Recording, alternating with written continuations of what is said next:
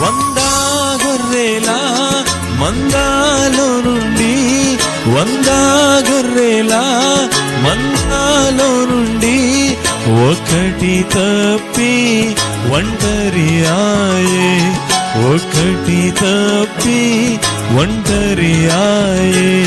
99 గొర్రెల విడచి ఒంటరి అయినా గొర్రెను వెతకి, 99 గొర్రెల విడచి ఒంటరి అయినా గొర్రెను వెతకి, సిలువ చెంత చేరిన నాడు కలుషములను కడిగి వేయును.